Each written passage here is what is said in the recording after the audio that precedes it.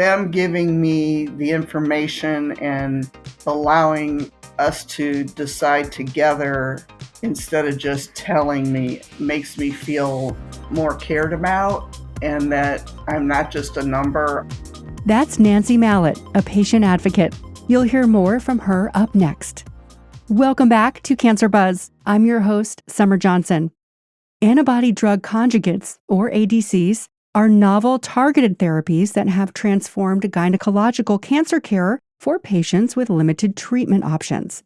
Nancy Mallett, a patient advocate, is here to share what it's like to go through diagnosis and treatment as someone who's been through it herself. You can read all you want, but it doesn't soak in because you don't really understand what they're saying.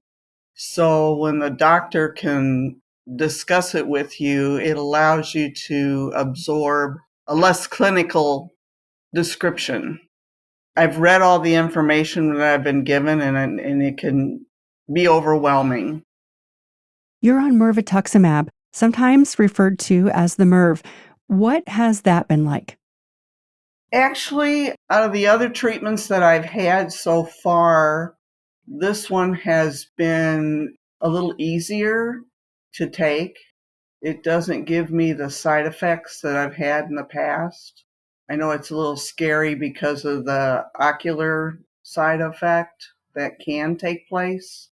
And I worry about that some, that it may cause eye damage. But I do go and have my eyes checked regularly as I've been instructed to do so. And so far, so good, except I did have cataracts and I had them, but they accelerated. And we're not sure whether or not that was the cause of that. But all in all, so far, this particular medication has done what I had prayed it would do. I did have another tumor show up, which we did radiation with, but I'm continuing with the MIRV now in addition to that. But as far as receiving this medication while I'm there, the days after, I don't have the issues I've had in the past with other kind of medications, except on Thursdays. I take it on Monday, and on Thursday's my down day. I just plan that I'm not getting anything done that day because it's like it just hits me. You mentioned the ocular side effects you're monitoring.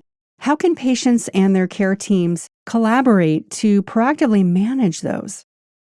The patient telling the doctor exactly what's going on with you instead of just saying, hey, I'm good. It's important that they know all the aspects of what is going on with you each month so they know if the medicine is doing you harm or not. Or if it's something new even that they've not heard about, and they log it so that they know later that was coming up, or they can look into it and see if this happened with someone else. There's a lot of people on your care team. Who has stood out to you? Oh, that would be my doctor, because I just think she's brilliant. But anyway, she's been a godsend to me since the beginning, back in 2019. And when we hit a wall and I was platinum resistant, and we were trying to find out where we could go, and she was listing a couple of options, and she said, hey, what about this one? Let's try and see if you can, qualify for this one. And that's this MIRV. And she just kind of pulled it out of the hat while we were talking. So I was like, that'd be great. And she gave me my information and all my options. And this is the one that we both chose. I chose, but that was, I was eligible. So I thought this would be a great option to try. And even though, I've tried a couple experimental trials and stuff like that, and they're kind of scary to go through because they don't really know the end results, but nobody knows. And she guides me through it, and she tells me what I can expect. She always asks me, what do you want to do? And it allows me to be a party to the decision making, but she gives me the information that I need to make those decisions.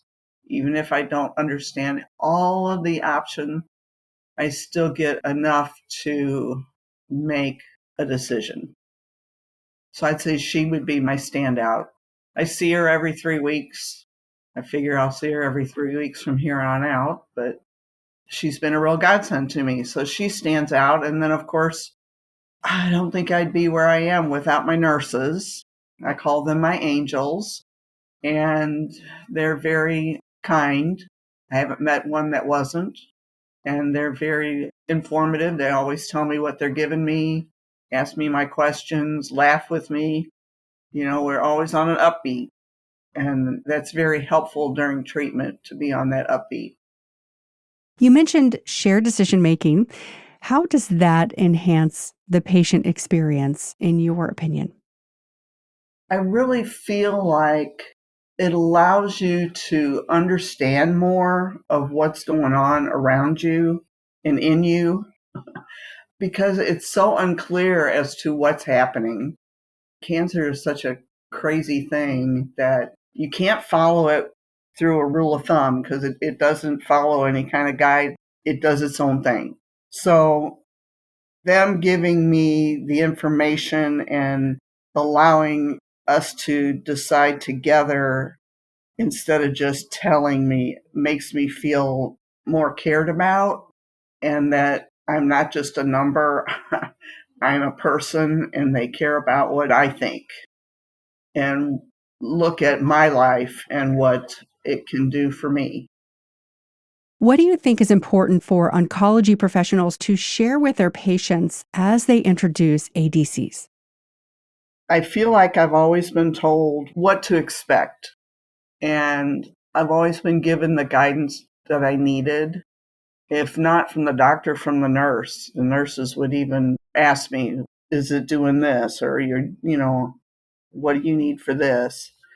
But just knowing what to expect and just having it in writing doesn't always put it in your mind. I think we need to be reminded sometimes that things might not go the way we expected it to go, but to keep on track because, down at the end of the tunnel, it'll possibly be our best result. How can patient advocates and healthcare professionals work together to raise awareness about the unique benefits of treatments like yours? Ovarian cancer is more prominent than I ever dreamed. I never thought about it before I had it. I mean, it never crossed my mind. You hear about cervical cancer all the time and they do pap smears and things like that, but they don't talk about ovarian cancer or endometrial cancer or any of those type of things. So it really knocked my socks off when that's what they told me I had. As far as getting awareness is, it's really hard because people don't want to know. They don't want to read that. They don't want to think about having this kind of a problem. But just putting it in the public eye somehow, even if it's subtle, at least it's something that they can see and they know about it. And it's more and more people are getting cancers of all kinds. So it's not unusual now that you have a cancer in your family or something like that. So you don't want to scare people either, but just making them aware of the different options that could take place in your lifetime. What are the challenges that stand out to you? I see breast cancer all the time. We have Breast Cancer Awareness Month, and I guess I get a little ticked because, there's more than just breast cancer out there, and I know that seems to be the prominent one, but what about all the hundreds and people that have others? It would be nice that we're more aware of what else is out there and what's available to us to be tested for it. And why is the CA-125 test such a taboo? Nobody wants to do that test when that's the one that's going to show us something initially as to whether or not we have a problem. I mean, I had to fight to get the test done for myself, and if I hadn't, I wouldn't have known. So I don't understand why that's a taboo. Maybe there's something they could do with the insurance people of trying to get that as a more normal, like the PSA tests are. I know it's expensive, but it can be a lifesaver. If I'd known 6 months earlier when the doctor told me come back in a year, I'd been dead in a year. I was, if I had not pushed for the CA-125 test, I wouldn't be here. Talk to our audience. What would you like care providers to take away from our conversation here? Well, I would hope that they have the same care and concern that my doctor has, because I always feel like she's thinking about me. I don't know if that's true or not, but it makes me feel that way.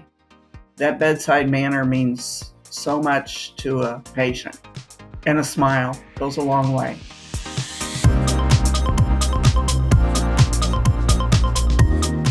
Thank you, Nancy.